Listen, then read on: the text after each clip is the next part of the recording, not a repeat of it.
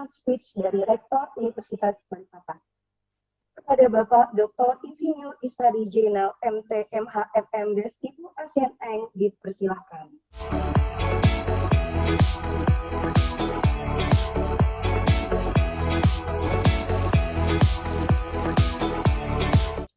Bismillahirrahmanirrahim. Assalamualaikum warahmatullahi wabarakatuh. Yang terhormat Bapak S. Darmadi, selaku narasumber utama. Yang terhormat Bapak Dekan Fakultas Ekonomi, para dekan dalam lingkungan Uniba, serta hadirin sekalian. Puji syukur kehadirat Allah Subhanahu wa Ta'ala, karena pada pagi hari ini kita dapat berkah, ya, akan dapat ilmu dari Bank Indonesia yang setahu saya memang punya program untuk seluruh universitas di Indonesia.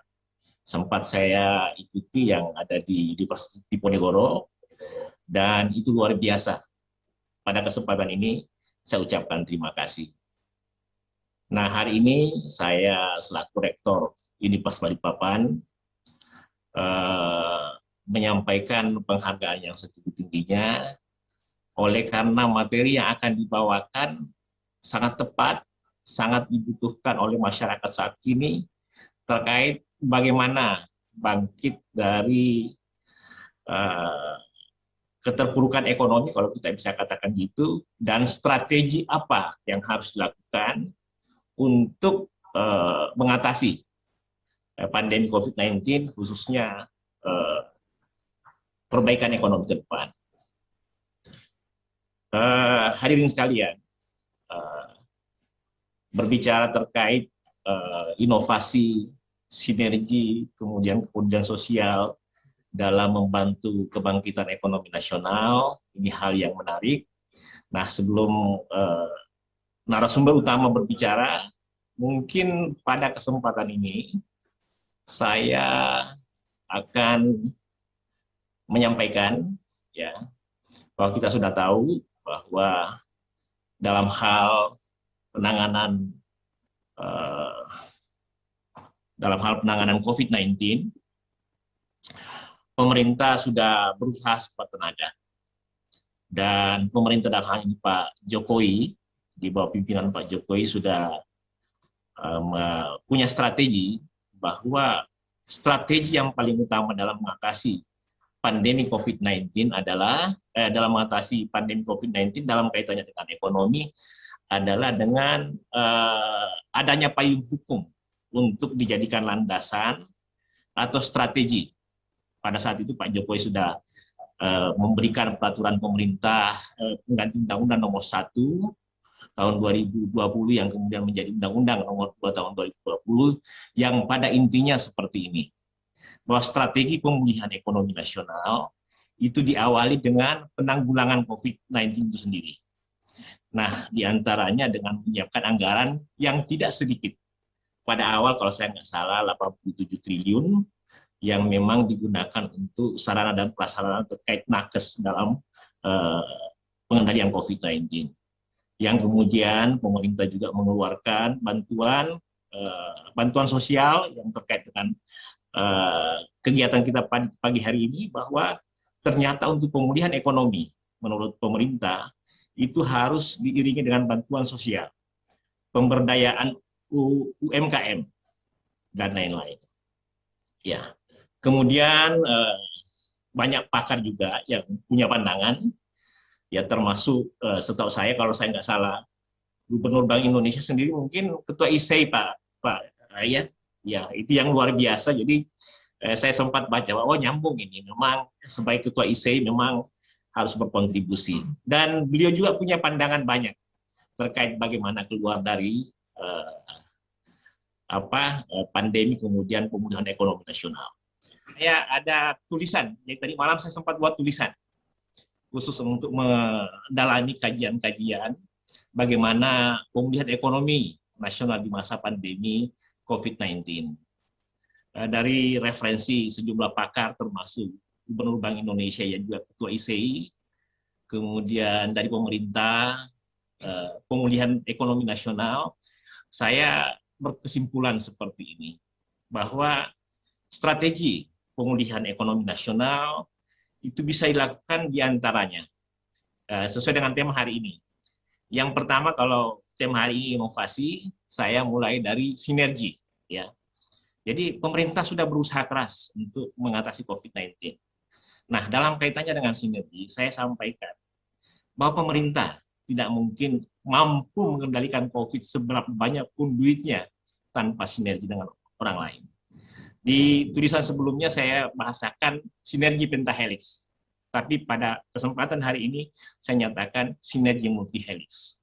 Sinergi maksudnya bahwa pemerintah, swasta, akademisi, media massa, asosiasi, relawan, tokoh masyarakat, dan semuanya mesti bergandengan tangan. Jangan pernah berpikir tanpa sinergi pandemi COVID-19 akan selesai. Ya. Satpol PP, jangan merasa di depan. Itu tugas relawan. Ya. Karena pemulihan ekonomi nasional hanya bisa dilakukan dengan kepedulian sosial. Oke, yang kedua yang perlu saya sampaikan terkait dengan hal tadi, saya sudah bahasakan sinergi, bahwa sinergi antara perusahaan, sinergi pemerintah melalui multihelix itu akan membantu pemulihan ekonomi nasional. Terus yang kedua yang akan saya sampaikan pada kesempatan ini adalah bahwa inovasi. Nah, ini terkait dengan inline lagi, karena memang saya sangat senang juga dengan pandangan-pandangan Ketua ISEI, Gubernur Bank Indonesia. Insya Allah kalau berkenan melalui Zoom ini kami akan mengundang beliau juga. Karena saya bilang kalau Undip bisa mengundang Gubernur Bank Indonesia, kenapa Uniba tidak? Sementara Uniba dekat dengan IKN. Oke, jadi inovasi yang kita maksud adalah inovasi di berbagai sektor ekonomi. Ya. Kemudian dan usaha termasuk membangun ekonomi kreatif di masa pandemi. Inovasi yang dimaksud itu banyak saja. Jadi jangan mau kalah dengan COVID. Pertemuan dibatasi dan lain-lain. Kita jadi down, jangan. Ada digital, gunakan itu. Ada teknologi.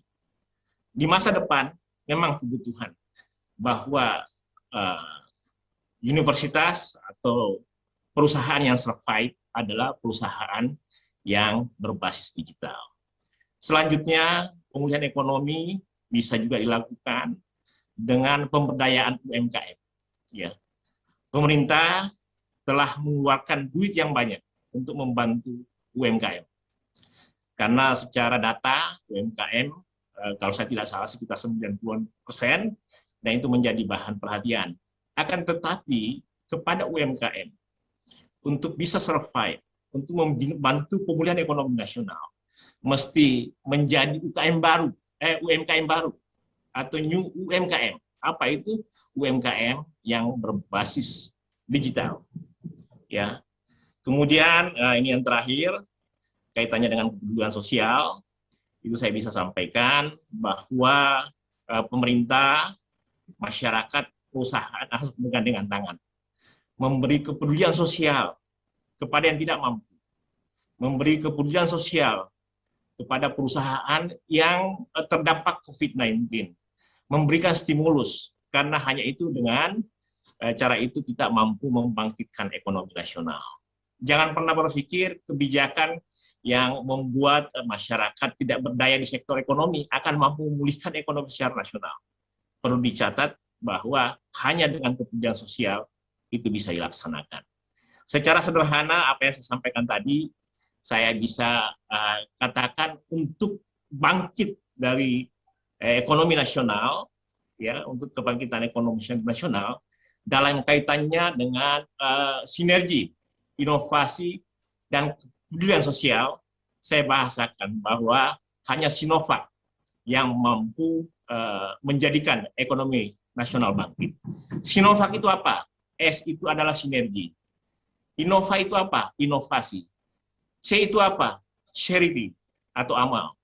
C juga bisa customer satisfaction. C juga bisa berarti care. Jadi inline dengan itu.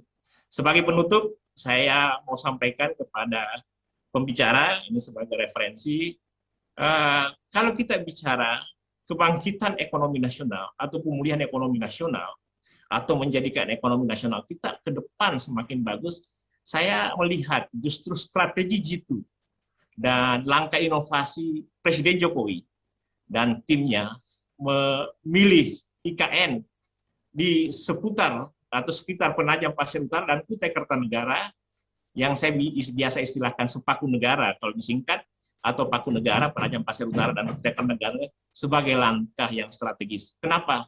Karena menurut Bappenas, pemindahan itu bisa menaikkan perekonomian Indonesia 0,1 sampai 0,2%.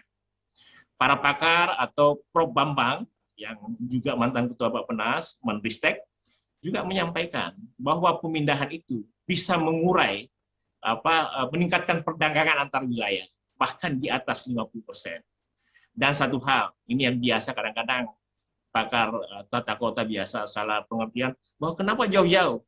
Ya harus jauh dong, karena di Indonesia ada ketidakseimbangan perekonomian antara Jawa dan luar Jawa.